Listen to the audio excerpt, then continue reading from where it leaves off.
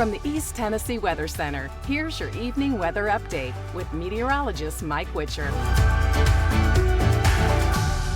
Hi, everybody. Thanks for checking in with your evening weather forecast. We sure hope you had a great weekend. It was an overcast, dreary, damp, indoor kind of a weekend for sure, but improving conditions are on the way. Not just for the weather, but we're talking about the river levels coming on down. The power grids are coming back up, so we will continue to see improvements here in the coming days. Thoughts and prayers to everybody that was affected by this storm.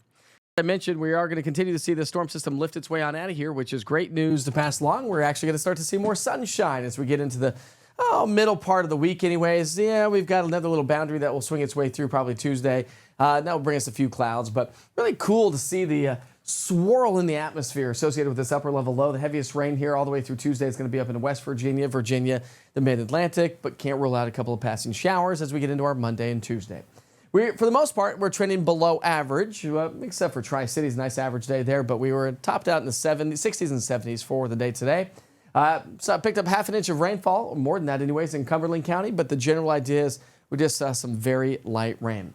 Great news to pass along. The Pendulum River is continuing to come on down. It's back to that normal stage for the most part. The French Broad River continues to come on down. We should be back to some normalcy as we get into Wednesday afternoon. Still on the higher side with some minor flooding still going on in Newport due to the French Broad. Evening temperatures are nice and comfortable. We're in the 60s as we wake up on our Monday morning. We're going to have overcast gray skies once again. We'll start off in the mid-60s, but by lunchtime, we'll warm to near 70 degrees with our goal going to be a little bit warmer than that. We're going to be in the mid to upper 70s for the most part. So Monday morning, we may have a couple of light showers. Again, I think Monday is going to be very similar to at least the first part of our day as our Saturday and Sunday. But I think the second part of the day, here comes a little bit of drier air. The storm system starts to lift its way on out. We might end the day with some sunshine across the area, which would be nice news. And again, as I mentioned, keep those umbrellas handy. I don't think we're going to see a lot of rain, but we could see some spotty showers across the area. So as we look at those rain chances continue to come on down. That's great news. And we're going to stay dry Wednesday, Thursday, Friday. We get a little bump in those rain chances on Saturday, but not a huge deal there. Temperatures start to come on up. Look at that. We're going to be back into the upper 70s to low 80s. So more seasonable weather, if you will, even a little bit above average. Average high for this time of year now is 78 degrees. I do want to talk about the tropics for a second. I posted this on social media. A lot of you have had the conversations due to the fact that we've got fall break coming up. And a lot of folks are going to be heading to whether the coastal areas, whether it be the Gulf Coast or the southeastern coastline.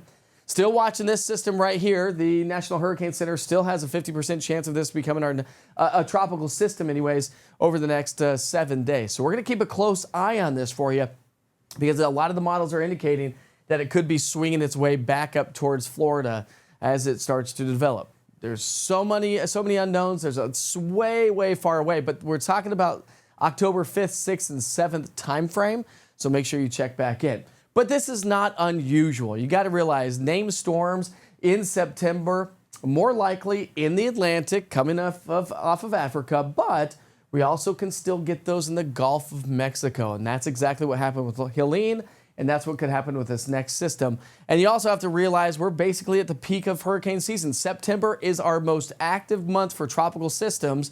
Why? Because the wind shear is light and the ocean waters are at their warmest. So again, if you have any travel plans for fall break to the coastal areas, I'll keep you posted on how it all plays out. But you can always check it online with your daily forecast updates. I'll be posting that there with the East Tennessee Weather app. It's a free app, download. Just go to your app store and search East TN Weather, all one word.